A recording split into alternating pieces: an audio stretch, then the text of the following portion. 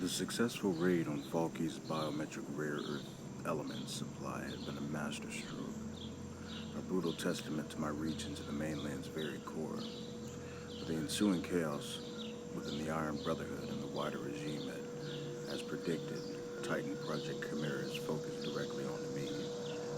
The mainland scientists, fueled by their dangerous obsession with Nadine's unique physiology, no longer merely probed.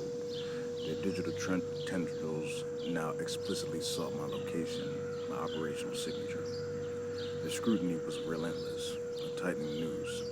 My response, however, would not be to hide.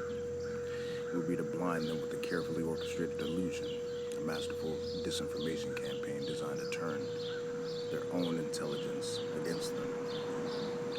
The bunker, my silent sanctuary, hummed with a different kind of energy now.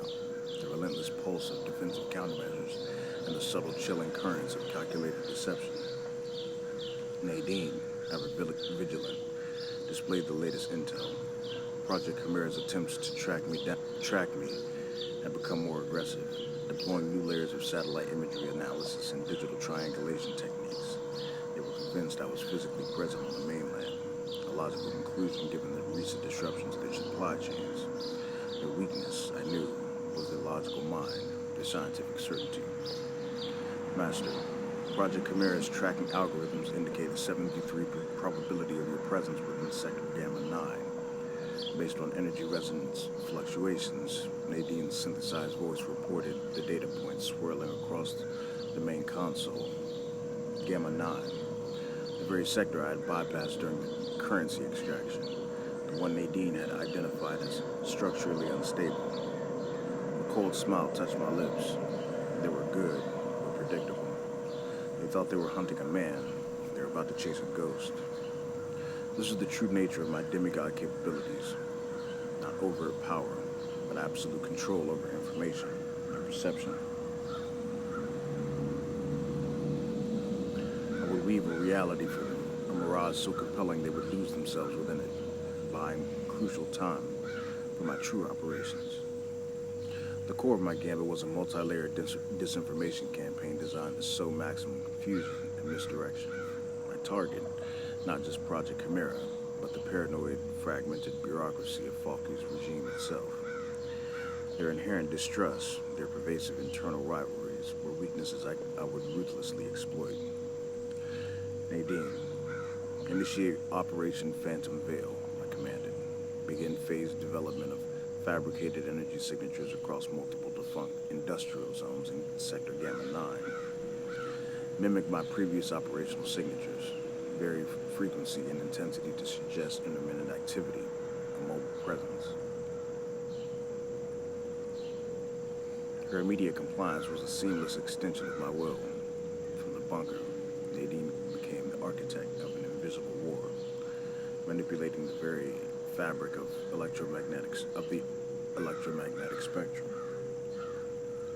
She created ghost signals, phantom energy flares, digital echoes of my past movements that would draw Project Chimera's sophisticated sensors into a futile hunt across the desolate, crumbling landscapes of Gamma 9. This was not mere hacking, it was digital alchemy, bending the laws of data to my will. Simultaneously, I leveraged my network of human assets on the mainland. Whispers, carefully crafted and subtly seeded, began to spread through the criminal underworld, through the desperate channels of the black market, even through the complacent bureaucracy of Falky's regime. These rumors spoke of a new, highly dangerous figure operating on the mainland, a phantom financier, a shadowy mastermind operating from hidden, decaying compounds, challenging not just the Brotherhood, but other loyalist syndicates. Each rumor, each whispered half-truth, was designed to contradict another, to create a swirling vortex of conflicting information. The pervasive subliminal tones that hummed through the city, meant to unify and control, would now be polluted by this insidious static, adding to the regime's disorientation. Plant evidence in Sector Beta 4, I instructed Vargo, my loyal mainland lieutenant, through a secure, one-time encrypted channel, a temporary hideout. Empty weapon caches, discarded rations, a burner comms unit with dead batteries, nothing traceable, enough to suggest a hasty retreat. Ensure local Falcon Patrol discovers it. This fabricated evidence, combined with Nadine's digital ghosts, was designed to create a phantom trail, leading Project Chimera on a wild goose chase. They would pursue these false leads with relentless scientific rigor, convinced they were closing in on their elusive quarry, unaware that they were merely chasing their own shadows. The beauty of this gambit lay in its exploitation of Falky's inherent paranoia. His regime thrived on suspicion, on the internal monitoring of its own citizens and officials. By generating conflicting information, by presenting seemingly contradictory evidence, I could force them to turn their gaze inward, to suspect their own intelligence, their own methods. This was supreme control over information and perception, a direct assault on their cognitive framework. The psychological impact on me during this operation was not one of strain, but of an almost detached amusement. There was a cold satisfaction in orchestrating such a complex web of deception and watching the enemy scramble in directions of my choosing. My mind, honed by the cold calculus of Doodle, reveled in the intricate dance of lies and half-truths. It was a testament to my singular focus, my absolute detachment from the moral implications of my actions. For me, human perception was a malleable substance, easily shaped by the skilled hand. Days bled into a fluid continuum of surveillance and counterintelligence. From the bunker, Nadine presented a real-time feed of Project Chimera's reactions. Their advanced drones, once focused on my true location, now scoured Gamma 9, their sensors attempting to resolve the phantom signatures Nadine generated.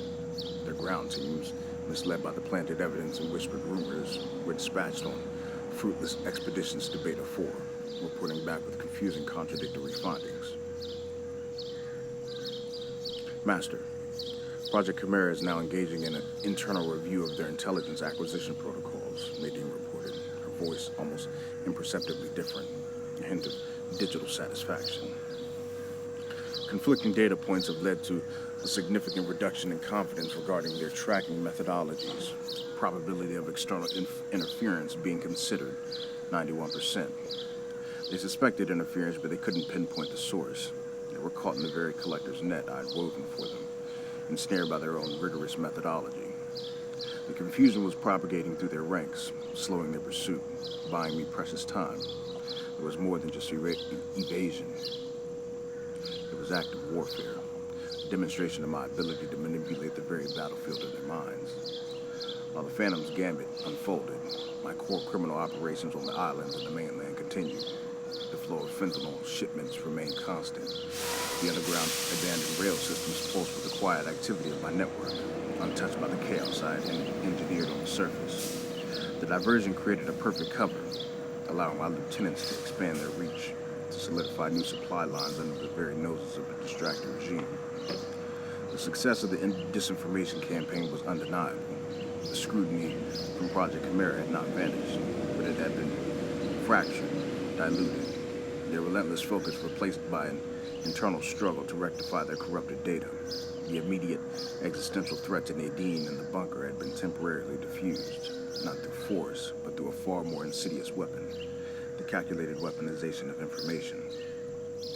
My supreme control over information and perception was absolute. I had crafted a false reality, a compelling illusion that consumed my enemies' resources and attention. The Phantom's Gambit had brought me valuable time, a strategic pause in the escalating war. But I knew this was only a temporary respite. Project Chimera was tenacious, and their scientific obsession with Nadine would inevitably lead them back to my true location.